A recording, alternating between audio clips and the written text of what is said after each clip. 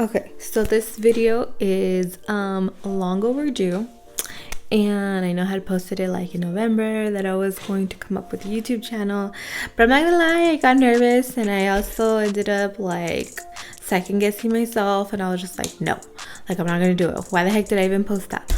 But I really want to, and I want to document everything. So I just want to get to it. I really want to share my experience with everyone and how it's been. So I will be documenting majority of my trips now, more in depth, and kind of wanting to share more with everyone. I know it's going to take a lot to get used to, but if you would like to follow me along my journey, please click the subscribe button, and I hope everybody likes this video. Okay, let's get started. The first question is why I moved to Spain. It was like my third year in college. Ended up going on a trip with my grandma. So we went to Paris, we went to Italy, in Italy we went to 3 different places. We ended up going to Venice, Rome, and Florence. It was the first trip that I ended up taking like to Europe. And I knew of Europe, but I didn't really know like really much of Europe until like I really got there, and like their beauty and everything. And it's just so different than like going like, well, where we're from the US and everything. I feel like it's just very much so like relaxed over here. Everyone just seems to just enjoy everything. Vibes just, I don't know, just like much more chill over here. Then I started like kind of like looking at other places to go, and it wasn't really till we got back that I was like, oh my god, like there's just so much more in the world. And I think that trip really like exposed me to that, getting to know different places, and from there I kind of started searching up different things. So I was like, okay, like, well, there's study abroad, and I knew Sac State offered study abroad programs. The tuition was going to be the same, so I was just like, why not? Like, if I'm going to end up paying tuition at Sac State, why not pay tuition be in Europe, right? Long story short, I didn't end up doing it because I think I just didn't meet one of like the requirements that I needed, and I was just going to just pay to be over there to be taking classes that I just didn't need anymore when I had already graduated from school already. So I was just like, whatever, so I'm not gonna do it. I ended up applying to grad school, and I was like, okay, whatever, I'm just gonna do grad school, finish grad school, and then, well, yeah, just start working, start my life, right? As I was getting into grad school, I was still with like the damn, like, I wish I would have studied abroad. But then I started looking at programs that just kind of started popping up, and I kind of started doing more research, and I was like, oh, like I can like probably work abroad. So I started looking at that. So I was like, okay, like why not? Still kept seeing travel videos, and I was like, like I want that to be me. Like I want to be over there, you know? I saw that I was able to go teach abroad. Then I found the program that I'm in right now, and it's called CIEE. So this program, I qualified. I saw that they did teach abroad in Spain, in Korea, and in Thailand. There's the difference between those 3 was that I think Thailand was like just half of the year, or just like 3 months, and then Korea and Spain were the whole year. Then I started thinking, I was like, okay, well, like, why don't I live in a country where like they speak the same language as me, right? Maybe like a different country, not that just speaks English but also Spanish. So then I was like, okay, Spain. That's basically kind of how it happened. I was just like, okay, like this is like my opportunity, like to like apply for this program, and if I get in, then F it, we're gonna go through with it. And if I don't, then like it wasn't meant to be. I think that was just like kind of like my last hope. Like it's not meant to be. This was my last year in grad school, and I was already getting ready to graduate. I had already started working at a school, doing like kind of like my practicum, which is kind of like my hours, and I was already contracted by them. So I was like, if I get in, like I'm gonna go. But if I don't, then I will probably stay at the school that I'm working at right now. I applied in February after I got back from Mexico. I had talked to my family about doing it, and my parents were really supportive, like especially my dad. He was just very like, oh yeah, like, you know, like go to Spain, like we'll visit you. And so I was excited. I just thought it was like perfect. I'm a teacher, I can go teach other kids. But the thing with this job is not that I was going to be the actual teacher, but I am an auxiliar. So what an auxiliar is they're a language assistants to the teacher. So we are not the main teacher, but we're just helping the teacher. So we're helping them either with the lessons or just helping them with the kids around. If the teacher wants you to take over a lesson one day, then you can, but most of the times they won't. I have taken over lessons before, and I really like it. I really like the school that I'm with. I like the kids that I work with, and it's really fun. My first day at work, it was super welcoming. I feel like all of our coworkers are super nice. A lot of the teachers here obviously are older, and our coordinator, he's just the best. Like I love my coordinator. So David, if you're watching this, you're the best coordinator ever.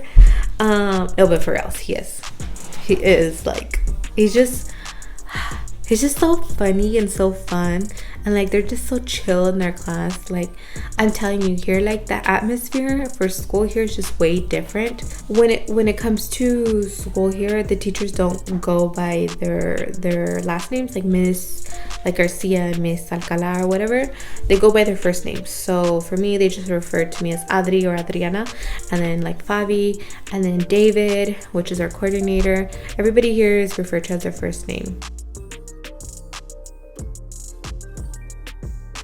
So getting to the kind of like main parts about like Spain and everything, culture differences and all that. For example, like I'll tell you right now, like the Spanish obviously is Spanish that it's different from like the Mexican Spanish that I'm used to. Like there's certain words that obviously like that I had to get used to here, but like it's normal here, you know, like it's different. It's different type of Spanish. For example, like when people talk, they talk so strong here, and sometimes like in the beginning, I remember I didn't know. I'm like, are they arguing? And no, that was just how they talk to each other, like very strong. So it was different. It was a learning experience. When I first got here, I was just like, oh my god, everybody's gonna be so cool, so nice, and everything. And it wasn't like that.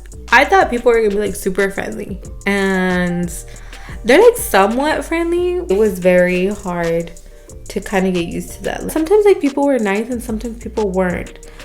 But then I think back at it and I'm just like, maybe that's just like the way they talk because they're so strong. For example, when I said like are they mad or something? So I think that was just something that like I misinterpreted a lot. So I didn't know if they're just being rude or they're just being like annoyed of me or what.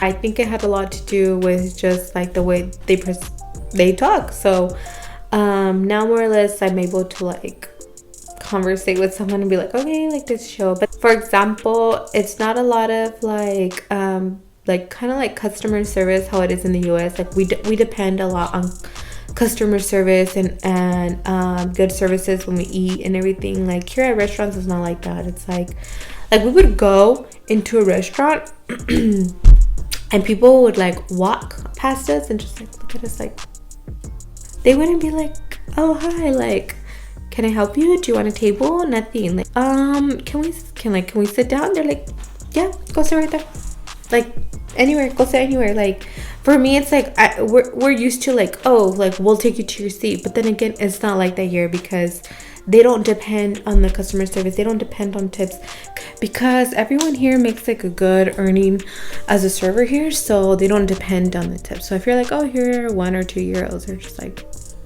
cool. The food here, I would say the tapas is like really good. My favorite has to be the tortilla. So they call it the tortilla, and also, but not the type of tortilla that we eat at home, right, with tacos and everything. This type of tortilla is with egg, onion, and it's very like fluffy, but it's very good. We actually have it at work every day, and that's like just like their thing here. Like nobody gets tired of it, nothing.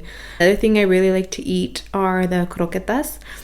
I thought croquetas were like cheese because it's like very like mushy inside, but the croquetas are actually like harina and milk. I don't like always crave like tapas all the time. You know, like I crave different types of food and everything, but like here it's like, oh, let's go eat a tortilla, or oh, let's go eat tapas, jamon iberico. I think like once I saw the way they cut it, I was just kind of like, not for me no more. But the place where I feel like had the best tapas that were kind of different was in Sevilla. It was like my favorite place that I went to so far. Going back to the food and everything, when it comes to like their flavors and everything, here in Spain they don't believe, not that they don't believe in spice, but spice is not like a big thing here. Like they don't like spicy food at all, so it's very hard to find like certain spicy food. I want to say it took us like 2 weeks to eat something spicy here, and that's because we ate Thai food. So luckily that happened and we were like able to satisfy our cravings. But as far as spices, they don't really like spicy food. So still on the topic of dinner time, the way people like kind of eat here is kind of like a light breakfast, a heavy lunch, and a light dinner. So light breakfast is like a bread and a coffee, and like that's it. Lunchtime, a lot of places have like menús del día, which you'll get 2 meals. So it's like your first meal you get to pick like from a selection, and like your second meal you get to pick from that as well. And then in the end you can either have like a postre or a coffee. The cheapest that I've ever gotten menú del día is the 10-euro ones, and the most expensive I've ever gotten it was 15 euros. So obviously in the less touristy areas it'll be less pricey, and the more touristy areas it'll be more pricey. If you're ever there, menús del día usually typically run from like 12 to like 4 p.m. and like the last call will be like around 3:40, and that's it. And then everybody's siestas. Okay, siesta's a big thing here. Everyone will siesta. A lot of places will close from like 4 to like 8 p.m. And I think that's why everyone here is just so awake late, because in the US dinner time's like at 5, from 5 to like 8, right? And here in Spain, especially in Madrid, dinner time's like starts like around 9 and ends like around 12. Another thing that's different here than in the US is that in the US, everyone will dress like obviously for the weather, doesn't matter what season it is. Especially like in California, sometimes like it's hot, it's cold when it's supposed to be like winter time and everything, right? But here people dress for the season. I remember we got here during fall and it wasn't like hot anymore, but it was still like in the 70s, and to me like 70s is hot still. So like I was wearing like my floral shirts, I didn't have a jacket on, I was still wearing like those flowy pants and everything, and everybody was in like kind of like coats already and like those jackets, like fall vibes, right? I was like, I'm just gonna wear what I want, I'm not gonna like try to follow the trends and everything. But then people look at you weird. I don't know if it's just like a Spain thing or like a Madrid thing or what, but people will literally like just stare at you. Like people just literally have staring problems here. I honestly just think it's a Madrid thing because I have not experienced that somewhere else, but I don't know. Going back to the traveling and everything, it is just cheaper just to travel from here like to somewhere else, you know. Like my favorite trip out of all of them has to be Sevilla. People were just so nice there. Like my Airbnb host, she was just so nice, and then that's where I ended up making like my friend, and I ended up going out with her and her friends. So it was really nice. When it comes to different trips, I do plan like ahead. London, I did not plan ahead, but I like to plan ahead, like what we're gonna need, what we need to do to go into like different monuments, different areas. Like, is there a fee? For example, La Sagrada Familia, it was 26 euros, and well, obviously we didn't know until we got there, because I had heard it was like 15 euros, but I think because of COVID and everything, it became like a little bit more expensive. Personally, not to like bash on it or anything, I don't think it's worth 26 euros. It could be worth 15, yeah, I would see that. I don't think I would go again unless like my family wanted to, but that's just personal choice. So hopefully it's cheaper later on. Funny story about the Sagrada Familia. So when we went to Barcelona, me and Fabi went first, and then we were gonna meet up with my other roommate later. We were really craving like Mexican food. It was either Mexican food or sushi. We go and we needed reservations. But luckily the guy was like super nice. He's like, you can eat at the bar if you want. And we're just like, okay, like we'll eat at the bar, it's cool. So as we're sitting there, I see that they have like tequila. They have like Don Julio and they have Herradura. And I told Fabi, I was like, dude, they have good tequila here. Like we should just, take like 1 or 2 shots. It was like the funnest night, but it was the worst idea ever. It was the worst idea ever. I will never do that again. We posted it. It was like the afternoon or night slash nighttime already, and I think in the US people were barely waking up. So when people sent us the money, it was barely like in the morning over there. So by the time we were going to sleep already, we were still getting more money. It was just all types of bad. The shots there were just so cheap. Not cheap like the liquor was cheap. It was like money cheap. We got Don Julio, and the Don Julio shots were 7 euros, which is probably like $9 in the US or something. I remember paying $25 for a Don Julio shot in Tulum. Tequila is not like a big thing here. So anyways, walked around. We see this beautiful big church, and then I go, Bobby, I was like, it's La Sagrada Familia. We're like, oh my God, this is our first time seeing it. We were drunk and we were just like having a moment. We almost cried. Like my eyes were getting watery, and she was like almost crying too. And then she goes, it is so beautiful. God would be so disappointed in us. And I just go, shut up, Bobby. We started taking pictures. Next day, our roommate gets there. She's like, hey, what did you guys do like yesterday? We're like, we got drunk. We got really drunk. We're telling her, we're like, we saw La Sagrada Familia and it was so beautiful. Look, we took pictures. When I look at the pictures, I was like, Bobby, I was like, this isn't the Sagrada Familia. She's like, what is it? And I showed her roommate, and her roommate's like, that's a church in Gothic Quarter, which is like another church. And we're all thinking like, oh my God, we were having a moment. We thought we saw La Sagrada. So we have like this picture. We're all happy. You can't even see the church in the picture. You just see us like, and like a really dark door in the back. Like you don't see anything. I told her, I was like, dude, we almost cried. Like we almost cried because we thought we saw La Sagrada, right? And she's like, no, it's really far. And so once we actually got to La Sagrada that day, we realized it was super far. I remember she told me, she was like, it looks different. I was like, I think this is the back. We kept taking pictures with it. We ended up going back the next day and we saw that it was Gothic Quarter. We were just like, okay, wrong church. Things like that just make it so fun. I'm so grateful that Fabi came as well. I remember when we were working together, we were working right as COVID like started, and I told her, I was like, dude, like my dream is to go to Spain for 1 year and just live there.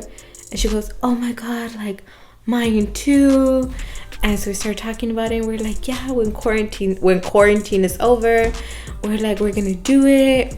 Like, F it, we're gonna take a year off and go to Spain. I was just thinking like it'd be so cool, but never thought it would actually happen. And I'm glad she came.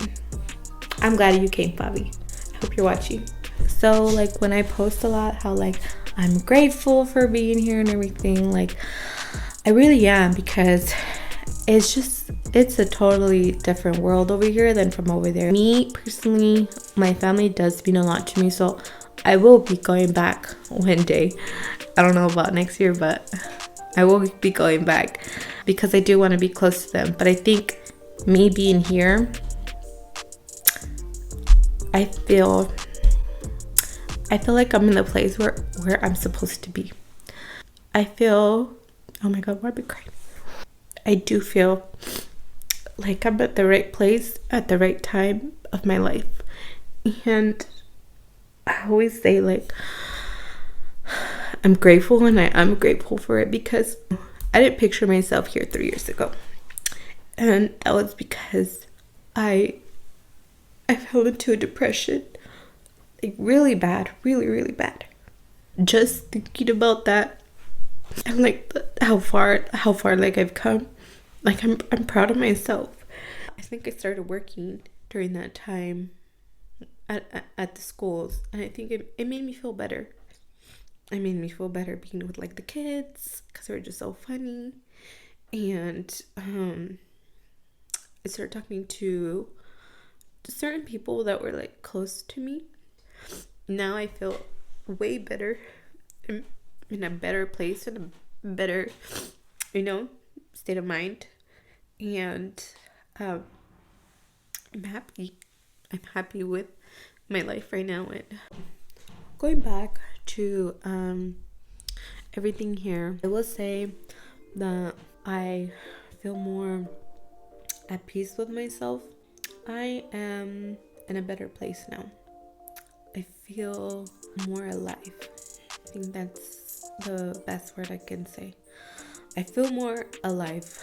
So that's why I say I'm very grateful for where I am. I'm very grateful for the opportunity, and I'm very grateful for my family and for everyone. I just want to thank everybody who's made it this far of the video.